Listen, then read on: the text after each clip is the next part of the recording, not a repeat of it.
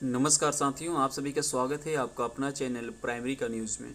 दोस्तों, जैसा कि आप जानते हैं कि कल दिनांक 2 अगस्त को एक महाधरना का आयोजन किया गया था, जिसे अगस्त क्रांति का नाम भी दिया गया था। और ये अभ्यर्थी इसलिए धरना कर रहे थे क्योंकि प्राथमिक भर्ती का विज्ञापन जारी हो। इन्होंने बहुत सारी लाठियाँ खाई, बहुत सारे समस्याएं प्रशासन ने इनके साथ की। हम सारी चीज़ों के बारे में बात करेंगे। नई भर्ती आएगी नहीं आएगी, सरकार का रुख क्या है।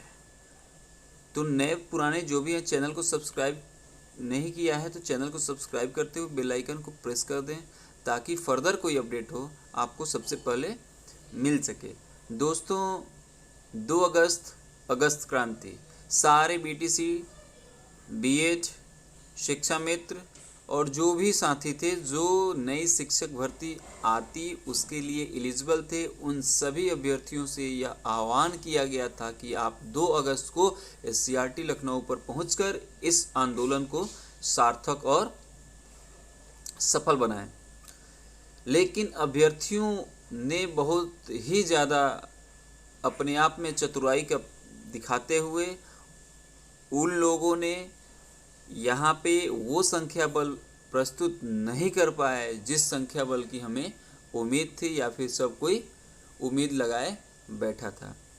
कहने का मतलब सीधा है, संख्या बल उतनी नहीं थी जिससे कि प्रशासन शासन पर तगड़ी तरीके से दबाव बनाया जा सके, उनसे सवाल पूछा जा सके और जो प्रशासन है उससे लड़ा जा सके। लेकिन इन सारी चीज़ों को लेकर शिक्षक नेता काफ़ी निराश हैं कि हमने इन अभ्यर्थियों के आधार पर भी ही इस धरने का आयोजन किया था, और इस धरने में ये अभ्यर्थी अपने हक की लड़ाई के लिए आगे नहीं आए, जिससे कि हमारा आंदोलन कमज़ोर हुआ और आगे भी इसी तरह आंदोलन कमज़ोर होता रहेगा।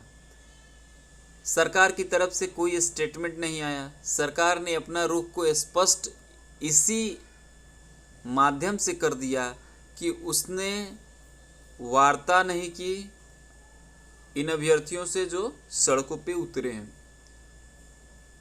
इतना सोशल मीडिया पर ये सरकार एक्टिव है, एक ट्वीट तक नहीं की, और इन लोगों के लिए कुछ बोलने में असमर्थता जाहिर की। ऐसा लग रहा है कि ये सरकार अब इन लोगों के लिए, इन अभ्यर्थियों के लिए कुछ करने वाली नहीं है। कहने का मतलब सीधा है कि ये सरकार नई भर्ती के लिए विज्ञापन का जारी करने के पक्ष में नहीं है, इसलिए कुछ मुंह नहीं खोल रही है। ये सरकार अब अपने चुनावों में लग गई है और इन अभ्यर्थियों को बिल्कुल भी नहीं देख रही है कि आखिर ये बच्चे जो सड़क पर हैं, आखिर इनकी डिमांड क्या है। एक तारीख बता दें ना, जो हम इस तारीख को हम आयोजन करेंगे या हम चुनाव के बाद आयोजन करेंगे।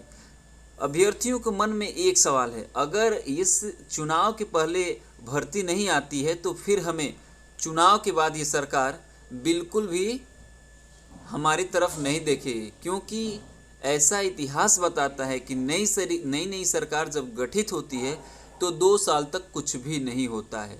सरकार अपना राजस्व भरने के लिए काम कर रही होती है, न कि नौकरी और इन लोगों के बारे में सोचती है। 2 साल तक राजस्व भरती है, उसके बाद कुछ करना भी होता है तो करती है। सरकार ने 5 साल में कितनी भर्तियां लाई? नहीं लाई।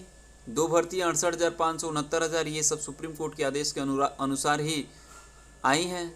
ये अपनी खुद की भर्ती कोई नहीं लाए हैं, और ये इसी 68,500 और 69,000 के भर्ती के आधार पर ये अपनी चुनावी रैलियों में डंका बजाएंगे।